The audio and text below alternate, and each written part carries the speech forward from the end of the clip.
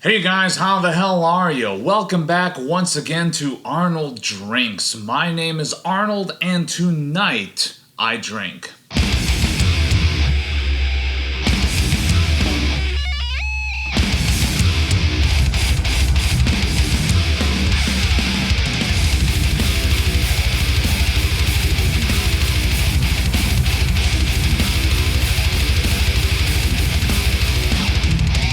So tonight I am drinking E.H. Taylor Small Batch. Now this is something that I've actually had on the shelf for a little bit now. I did have the neck pour quite a while ago and I was kind of unimpressed with it at the time, so I figured, let's go ahead and give it a little bit before we actually shoot a review video for it. Let's see if a little bit of time sitting up there might do some good for it. It is one of those things where it's one of those storied, hallowed bottles that everyone is always chasing after. It is a Buffalo Trace product after all, so there's always going to be a certain amount of hype for it, regardless of whether or not you feel that hype is justified. But this is Colonel E.H. Taylor Small Batch Bottled in Bond, meaning that it is 100 proof, meaning that it is aged for at least 4 years.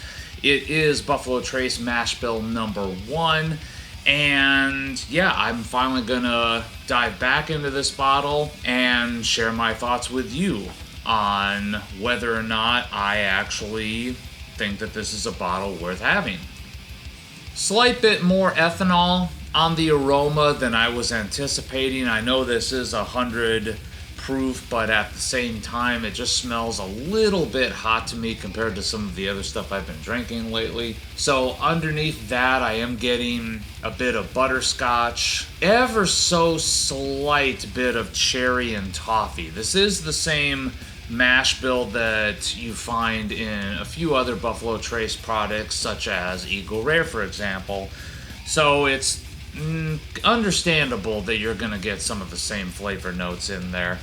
But yeah, bit of cherry, bit of caramel, bit of a cola-like sweetness, but that's a little bit more subdued because of the alcohol content. Nice dose of vanilla coming through, actually. Something interesting in the aroma, I'm trying to place it. Almost like a sweet tea kind of note, which not the biggest fan of, to be honest with you. Not the biggest fan of sweet tea, regardless of the note and how it behaves in bourbon. I'm just not generally a fan of sweet tea in general. So, but yeah, a little bit of it in there. All right, let's check it out. A bit more of a peppery finish than I was noticing in the aroma. So there's definitely just a little bit of a rye spice that's hitting the back end. Now that I've had the first sip, I'm also detecting just a teeny little bit of a mintiness up at the front, but ever so slightly. It's a very, very clean kind of spearmint note. Let's go in again. A lot of that sort of sweet and blackened tea coming through in the flavor palette. There's a bit of that dark cherry that's in there. There's also definitely a good amount of charred oak in there that kind of opens up as it gets into the finish. So it kind of lingers, but it's a big prevalent note that's mingling really nicely with that black pepper that's on the back of the finish as well. On the front end, I feel like so far I'm not really getting a lot of the same sweeter notes that I got out of the aroma. I'm not really getting a huge punch of vanilla or caramel or anything like that. It's super subtle if it's there at all. Let's go in again. So what's interesting to me is a lot of people that have talked to me about this bourbon have mentioned that it's got a bit of a graininess to it, and I really don't get that, at least not out of this bottle. This is small batch. I don't know how small these batches are exactly. Could be anything from a few bottles all the way up to hundreds, maybe even thousands, and they're still calling it a small batch. But what I'm getting out of this is, could be anything from like a handful of barrels all the way up to hundreds of barrels, so who the hell knows. But yeah, this is just something where what a lot of people have told me about it is not really kind of connecting to my experience right now. And up to this point, I really only had up to there when I first sampled the neck pour, when I first got the bottle. So most of this has honestly just been here, just kind of resting for a bit. Not a lot of air was in that bottle, kind of leading to any sort of oxidization. So this is definitely something where, yeah, just the flavor notes that I'm getting are a little bit different from what most people get. You know, on the aroma, you get a lot of black tea and butterscotch, and that sort of carries over a little bit, but the butterscotch is more subdued.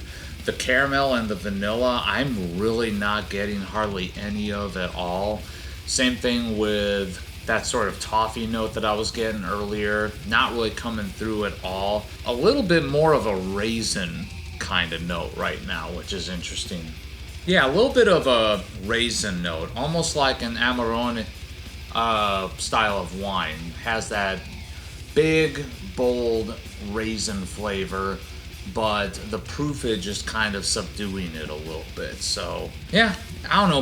My final thought on this bottle, I think it's okay, but honestly, this is another one of those cases where, like a lot of other Buffalo Trace products, now that I've actually gotten my hands on a bottle, now that I've actually tried it, I don't understand why everyone digs it so much. It's an okay bottle, but it would be a hell of a lot better bottle at $20 cheaper price retail, because I am just not wowed at all by the juice that's inside this bottle. It's okay at best, certainly not for the price. So thank you guys so very much for tuning in. I know that was probably a rather polarizing take on this. I know that there's a lot of you guys out there that are gonna all the time be asking, hey, you got an E.H. Taylor, you got an E.H. Taylor, and you know, more power to you if you feel like this is scratching an itch that you have as far as what you want to be trying, but certainly not for me.